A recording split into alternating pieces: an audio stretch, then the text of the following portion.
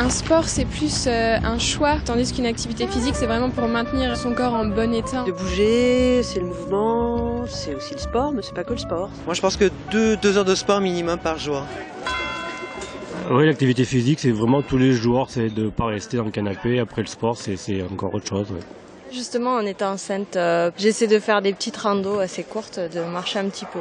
Au niveau cardiaque, pour la santé, pour musculaire, c'est un renforcement, c'est un prolongement de la vie, c'est du bienfait autant au corps que de la tête. Voilà. C'est se promener avec le chien, c'est aller à la pêche, aller aux champignons, faire 1 heure de marche tous les jours et tout, malgré un peu de diabète, bon, c'est ce que mon toubib m'a conseillé. Donc l'activité physique au sens vraiment général, c'est défini comme tous les mouvements corporels qui vont faire dépenser un peu d'énergie. Enchaînement numéro 1. Extension dorsale, relâchement et pointés latéraux. Il faut bien penser qu'il y a 14-18. Déplacement. La saignée de 14-18 et le constat qui est fait en France et en Angleterre que les troupes n'étaient pas en bon état physique. Donc du coup, on va essayer de relancer une activité, une incitation à l'activité physique. Et sportive, tant le sport va s'intégrer dans cette dimension. Les municipalités, à partir des 2 élections caractéristiques de 1925 et de 1929, vont développer de véritables programmes d'équipements sportifs, des gymnases, des stades ou des plateaux.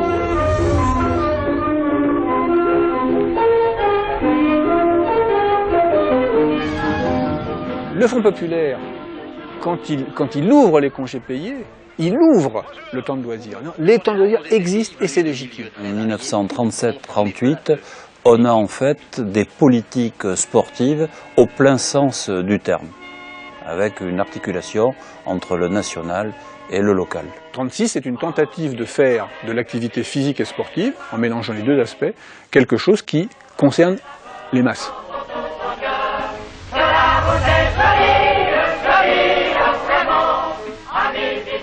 La réussite d'une colonie, c'est toujours un peu un miracle. Il y a la création d'un comité national du plein air en 1946 qui est l'occasion pour bon nombre de mouvements associatifs de jeunes liés aux colonies de vacances, aux camps de plein air et de pleine nature, quelquefois même au sanatorium, qui vont promouvoir ces activités de pleine nature.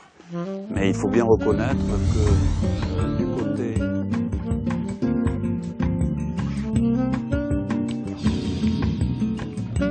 Il est bien évident que la contre-performance de la France aux Jeux Olympiques de Rome en 1960 va amener Maurice Herzog à réformer le mouvement sportif français dans son ensemble. Il va restructurer le sport de haut niveau et poser les bases de ce qu'est aujourd'hui l'INSEP. Et le 3e élément, c'est la sportivisation de l'éducation physique et sportive dans le cadre des collèges et des lycées. Des années 60 jusqu'aux années 2000, une progression assez continue de ces activités physiques et sportives sur ces deux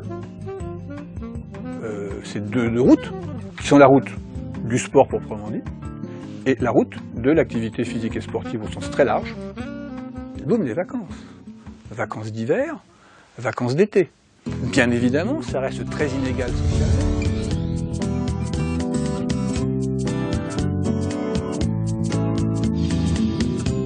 Le moment dans lequel l'ensemble des sportifs d'élite peuvent être considérés comme rentrant dans le professionnalisme, avec des niveaux de revenus complètement différents selon les sports, c'est les années 80. Pourquoi? Parce que c'est le moment de la médiatisation du sport.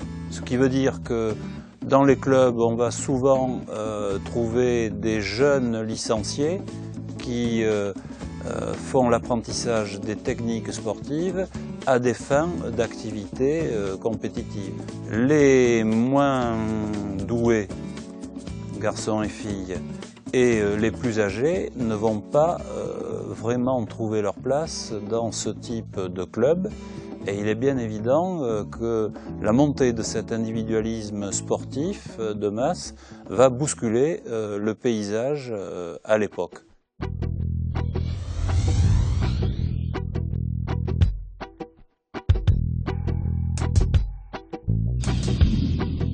Dans les années 1990, on est tout de même rattrapé par des questions sanitaires de taille. Ces problèmes, ce sont d'une part une certaine malnutrition, c'est peut-être également l'apparition des écrans qui d'une certaine façon conduit certains jeunes à une sédentarité accrue qui d'une certaine façon oblige le ministère et même les actions interministérielles à agir de concert avec les collectivités territoriales pour essayer de trouver des solutions aux questions que je viens rapidement d'énumérer.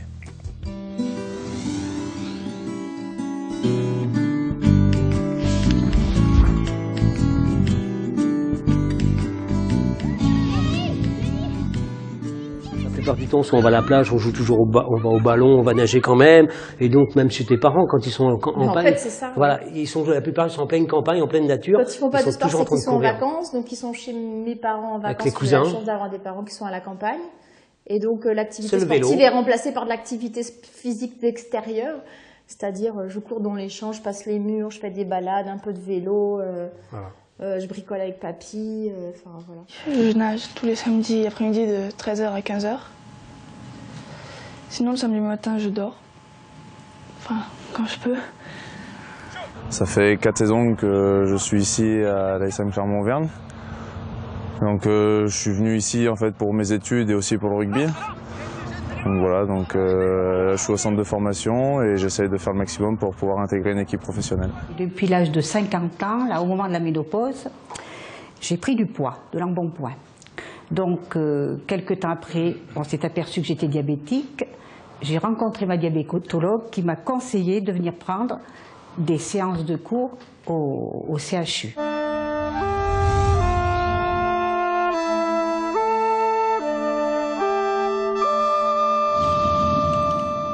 Une notion qui est très importante, c'est celle de sédentarité.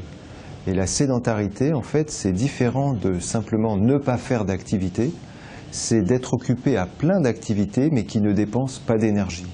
Par exemple, regarder la télévision, ou être devant un écran, ou même lire, sont des activités, des occupations importantes de notre vie de tous les jours, mais qui ne dépensent pas d'énergie. Et pour un grand nombre de maladies, il a été montré qu'il y avait un effet du manque d'activité physique et du temps passé à des occupations sédentaires. Je me sens bien après avoir nagé pendant une journée. C'est comme pour les compétitions.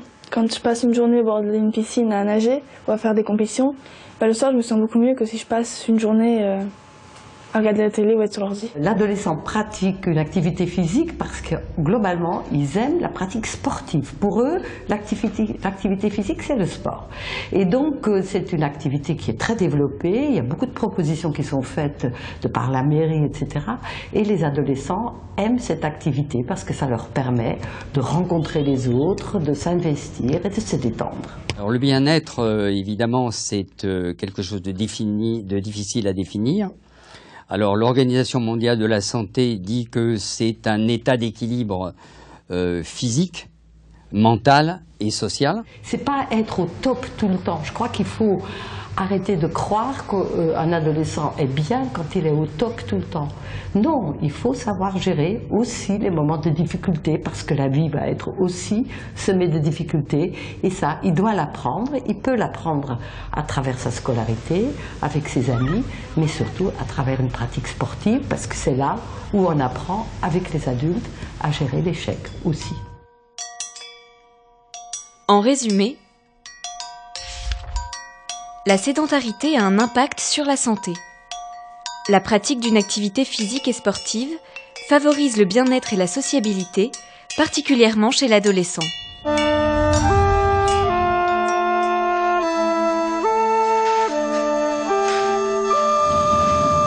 Toute seule, j'ai du mal à vouloir faire une activité physique. Tandis que là, je suis obligée d'y aller. Ça m'apporte du bien-être. Quand je ressors après, je suis bien. L'activité physique aide à perdre du poids, mais ce n'est pas du tout l'effet majeur. Parce que pour perdre du poids avec l'activité physique, il faudra en faire des volumes considérables, et c'est bien évidemment ce que ne peuvent pas faire les personnes en excès de poids. Par contre, quand on perd du poids, avec les conseils alimentaires, l'activité physique aide à avoir une meilleure qualité de poids perdu. Par exemple, on va maintenir la masse musculaire alors qu'on perd de la masse graisseuse. Et puis surtout, et c'est le rôle principal, l'activité physique va permettre de prévenir la reprise de poids. L'activité physique fait partie de la prise en charge à part entière du diabète de type 2, comme la diététique, comme la prise de médicaments. Et on commence d'abord par une diététique et une activité physique, et si ça ne suffit pas à équilibrer le diabète, on rajoute des médicaments. Mais médicaments plus activité physique. Grâce en effet à l'activité physique, on a pu réduire la quantité des médicaments entre les sulfamides et ceux qui luttent contre l'insulinorésistance. Et il est bien montré chez le diabétique de type 2 que l'activité physique régulière a deux effets. D'abord un effet à court terme, c'est-à-dire que marcher 30 minutes fait baisser la glycémie de façon assez importante, d'autant plus qu'elle est élevée. Donc ça c'est l'effet à court terme. Et puis l'effet à moyen terme, eh bien, on sait que ça améliore significativement l'équilibre du diabète. En résumé, l'activité physique accompagne la perte de poids tout en évitant d'en reprendre, équilibre le diabète, limite la prise de médicaments.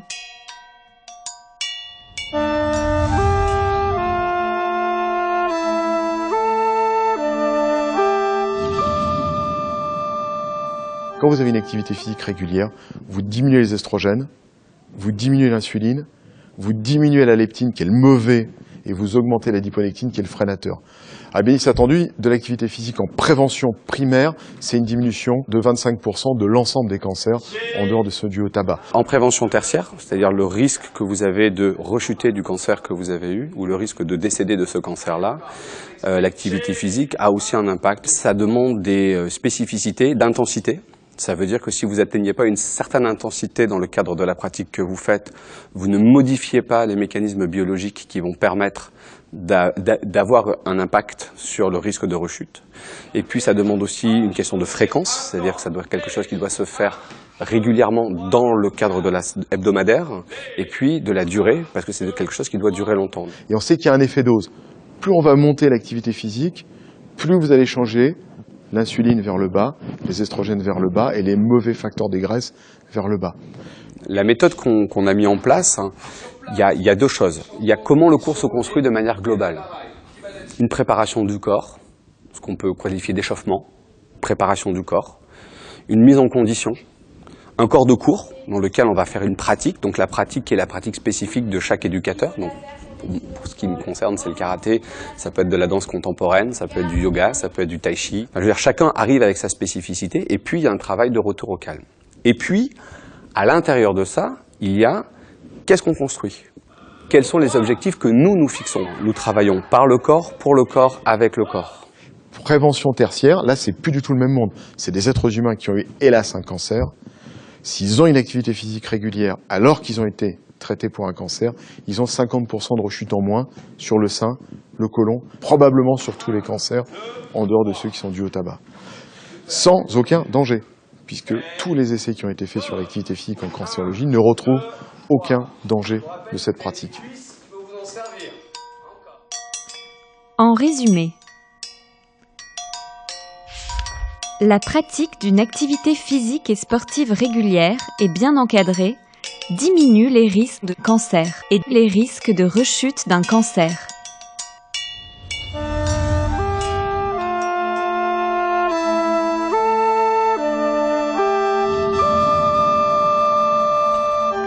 Depuis l'âge de 12 ans, mon père m'avait toujours initié au jardinage et j'ai toujours aimé ça. Plus une activité physique était commencée jeune et plus elle était efficace sur l'ostéogenèse, sur le gain de masse osseuse. Alors le but de l'activité physique, il est double, il est étudié comme ça. Il est d'imposer des contraintes sur l'os pour stimuler la réponse ostéocytaire et la formation.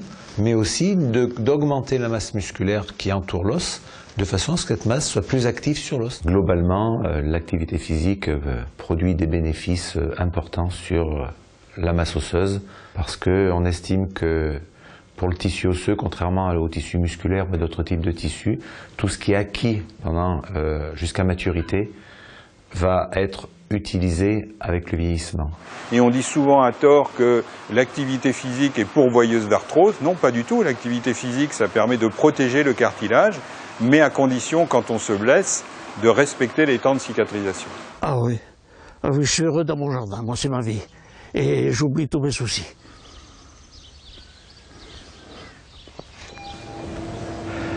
Attention madame, vous allez vous arrêter, cela va faire 6 minutes quand on vous le dira. Attention, stop. Si vous prenez un sujet à 60 ans, qui n'a jamais fait d'activité physique, et quelqu'un qui a de l'activité physique, qui en a fait régulièrement. Celui qui n'en a jamais fait a une cage thoracique qui va se mouvoir extrêmement peu. Celui qui a fait régulièrement de l'activité physique toute sa vie va avoir une cage thoracique qui va se mouvoir de manière tout à fait optimale. Allez, continue à pédaler, ça va être facile. La plupart des malades que nous voyons, nous, ici, sont des malades qui sont essoufflés. Et les malades qui sont essoufflés, ça peut provenir essentiellement du poumon, ça peut provenir des muscles, ça peut provenir du cœur. Et donc, avec une épreuve d'effort, on est capable de dire l'essoufflement est plutôt en rapport avec une maladie respiratoire, plutôt en rapport avec une maladie cardiaque, plutôt en rapport avec une maladie musculaire, plutôt en rapport avec les trois. Ce qui est malheureusement très banal. En résumé, l'activité physique maintient le capital osseux dans la durée, développe le système respiratoire, augmente la masse musculaire,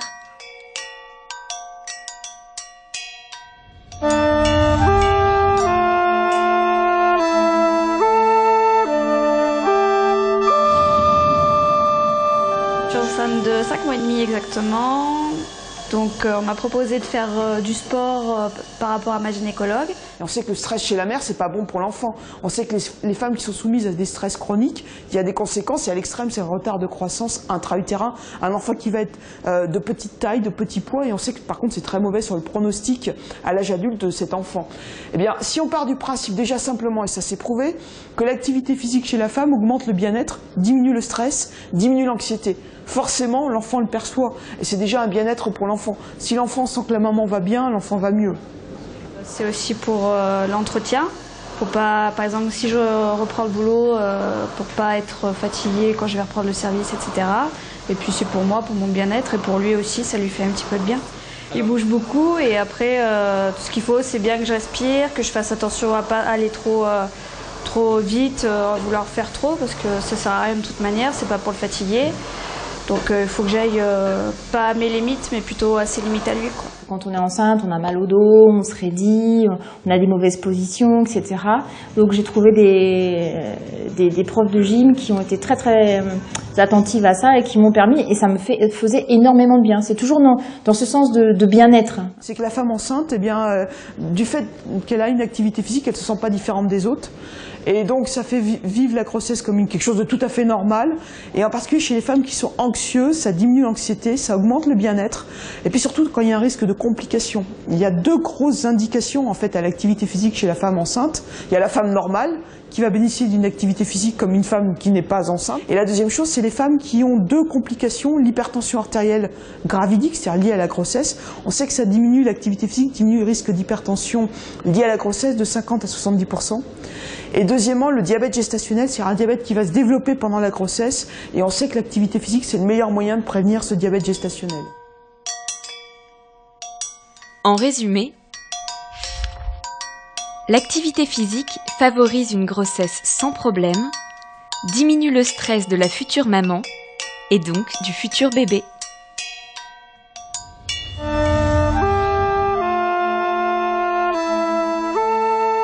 Souvent, à côté de la ligne du tram, il y a des pistes cyclables, donc si je veux y aller en vélo, je peux, ou à pied aussi, mais ça fait un peu long à pied. Alors les aménagements spécifiques qu'on avait conçus dans les années 70-80, les parcours sportifs, sont intéressants sur certains sites, sur certains lieux dans les villes. Ils ne sont pas indispensables sur l'ensemble des jardins publics ou sur l'ensemble des parcs, il est plus important, je pense, de pouvoir concevoir des trajets. Et sur ce plan-là, donc le fait d'avoir des équipements qui sont des équipements urbains non sportifs, mais adaptés à ces mobilités actives, est extrêmement facilitant. Et c'est vers cela que énormément de cabinets d'urbanisme, énormément d'architectes, énormément de responsables dans les collectivités locales et territoriales sont en train de s'orienter pour avoir un développement plus important de ces lieux. En résumé, la ville, principal lieu de vie, s'adapte progressivement à offrir des espaces nécessaires à une activité physique.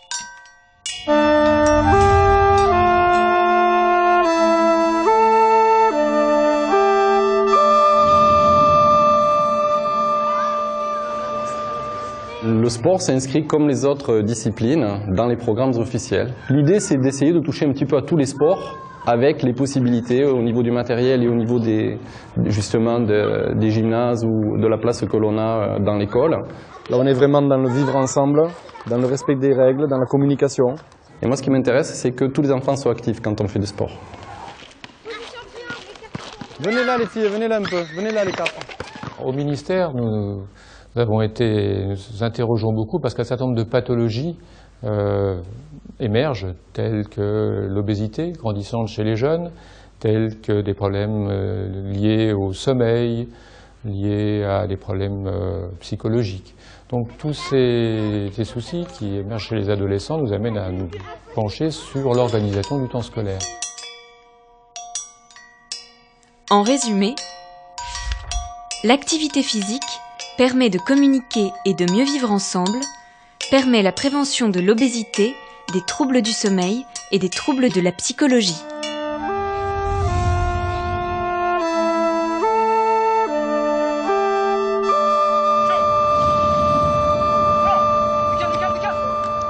J'ai eu l'épaule gauche avec une acromioclaviculaire stade 3, donc je me suis fait opérer. Après, quand j'étais jeune, je me suis fait une rupture partielle du ligament croisé au genou gauche, mais comme j'étais trop jeune, je me suis pas fait opérer. Et après, je me suis bien remusclé, j'ai joué et maintenant ça tient.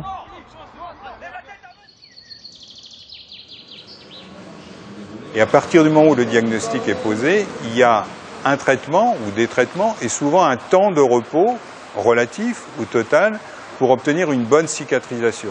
Et ça, c'est vraiment fondamental, car on s'aperçoit que très souvent, le sportif, il a envie de reprendre trop rapidement, et la cicatrisation n'est pas faite, et c'est là qu'il va se reblesser. Et on sait bien entendu qu'il y a des sportifs de haut niveau qui, lorsqu'ils sont blessés, tombent en pleine dépression, qui, lorsqu'ils ont arrêté leur pratique sportive, tombent malades en pleine dépression, ou vont même vers des pratiques addictives, parce que s'arrêter de faire de l'activité physique, c'est d'arrêter d'avoir des sensations, c'est d'arrêter d'avoir des excitations, qu'elles soient sociales, individuelles, etc. Et donc, il y a un danger d'aller les chercher ailleurs, d'accord, dans la boisson, dans les drogues, etc., etc.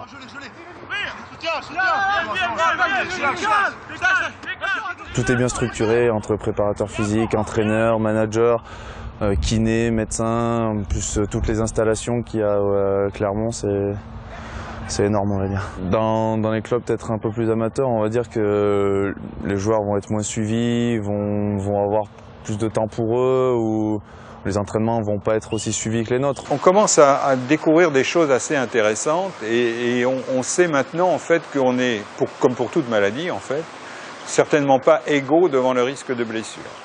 Et il a été très récemment montré que certains coureurs à pied, par exemple, font plus facilement des tendinites s'ils ont un certain type de gène qui est lié au collagène. On sait à peu près la même chose aussi pour les ruptures ligamentaires. Donc ça devient tout à fait intéressant, mais ceci étant, ça ne veut pas dire que parce qu'on a ce potentiel génétique, on va obligatoirement se blesser, ou parce qu'on ne l'a pas, on ne sera jamais blessé. Il faut faire très attention à cela.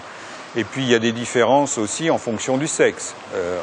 Malheureusement, mais pour des choses qu'on commence aussi à expliquer, eh bien la rupture du ligament croisé antérieur du genou, chez la femme par exemple, il est 4 à 5 fois plus important que chez l'homme. Chaque joueur en fait a son planning et tout est bien organisé pour qu'on essaie de récupérer au maximum et qu'on puisse donner à 100% sur les plages aménagées. La récupération la plus connue, c'est ce que l'on appelle la récupération active. C'est-à-dire après une séance d'entraînement intense, on continue à faire un exercice physique lent et modéré.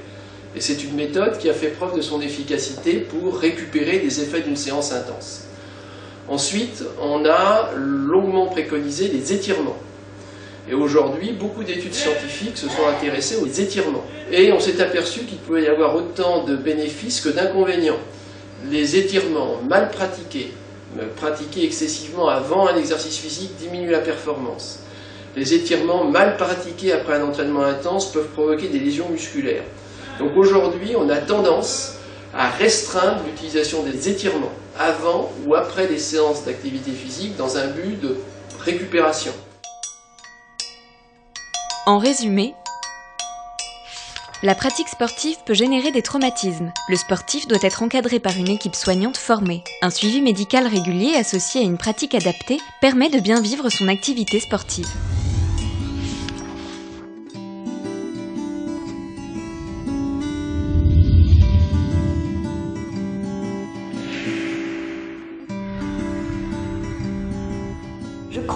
Il y a plusieurs recommandations qu'on peut donner. D'abord, il ne faut pas oublier que la pratique sportive doit se faire dans un cadre de plaisir et que c'est bien comme ça. En matière d'activité physique, un peu c'est déjà bien, plus c'est sûr, c'est mieux. C'est 30 minutes d'activité physique modérée, 5 fois par semaine, voire tous les jours. Sous forme d'activité à impact, hein, c'est-à-dire qu'il faut qu'il y ait des portées, des amortissements, des impacts sur le tissu. Il vaut mieux faire doucement dans le temps. Et puis ensuite, lorsqu'on est adulte, essayer de la continuer. Et surtout, lorsqu'on est âgé, essayer de la maintenir parce qu'on est dans de la prévention, de l'accompagnement et du traitement. Là. En activité physique, il y a la prévention primaire, diminution des risques pour la population générale. Ça, quelque part, c'est un message de santé publique qui doit être porté par les autorités de tutelle.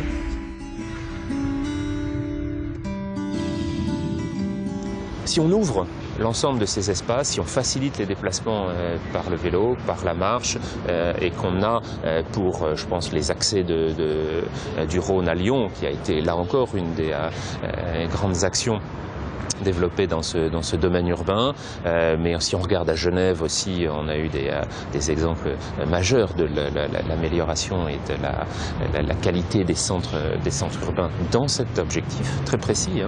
On retrouve l'ensemble de conditions qui, justement, amènent et facilitent ce développement de l'activité physique. Et donc dans ce domaine, il y a vraiment des recherches importantes et intéressantes qui sont faites sur les facteurs sociaux et géographiques qui vont permettre ou limiter l'activité physique au quotidien. Il faut que ça soit près de chez soi et il faut que ça soit facile à faire. Et ça, c'est un enjeu de mieux comprendre les facteurs qui sont associés à ça, c'est un enjeu de recherche.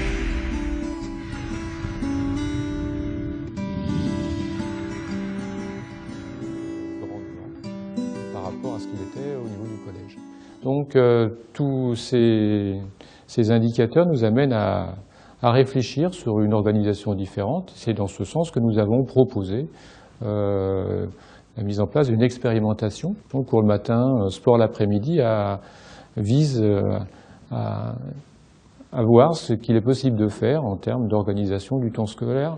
Là, je rappelle que nous sommes vraiment dans le temps scolaire, c'est-à-dire que tout ce qui sera proposé sera...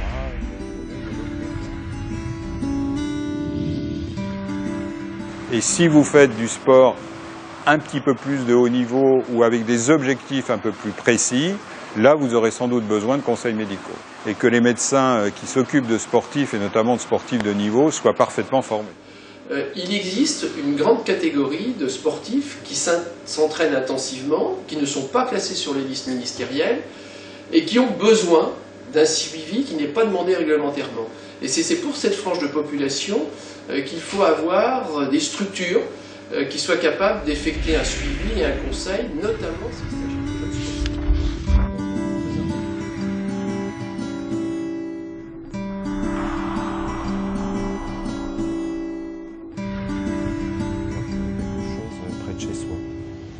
Et l'autre chose qui est importante, c'est que cette expertise collective, c'est quand même une première en France, puisque pour la première fois, on a réuni des experts d'horizons différents, à la fois des sciences biologiques et médicales, des sciences humaines, des sciences sociales, et donc pour discuter de tous les différents enjeux, des déterminants et des conséquences de l'activité physique et de la santé. Donc je crois que ce qu'il faut dire au grand public, c'est vous pouvez bouger, vous pouvez marcher, vous pouvez vous déplacer et bouger, et vous n'avez pas besoin d'avis médical pour cela, et même vous avez peut-être plutôt besoin que ce soit un entraîneur, un éducateur qui vous donne des conseils d'activité physique, notamment dans les clubs. Donc au lieu d'attendre d'avoir des médicaments chers qui guérissent, évitons d'être malades, on va économiser des sous. Donc si on est sur un purement projet financier, c'est une urgence pour économiser tout de suite. Parce que la maladie cancéreuse, si vous la reculez de quelques années, ou si vous la faites disparaître, vous faites une économie générale extraordinaire. C'est qu'on puisse nous laisser faire de l'activité physique presque aussi souvent que l'on puisse. Et c'est très sympa de marcher en ville, à condition que ce ne soit pas trop pollué. C'est très sympa aussi d'aller en faire à la campagne, donc avoir aussi des moyens d'y aller assez facilement. Et prendre le vélo, c'est bien, mais prendre le vélo en ville, c'est trop risqué. Donc voilà, pouvoir faire de l'activité physique, quel que soit le mode de vie, sans que ce soit dangereux pour sa santé, et sans que ça coûte cher. Un des meilleurs moyens de lutter contre les maladies chroniques, c'est l'activité physique. Et donc il est très important qu'il y ait une formation des médecins généralistes à l'activité physique, aux maladies chroniques, à cette nouvelle médecine qui est en train de surgir au XXIe siècle.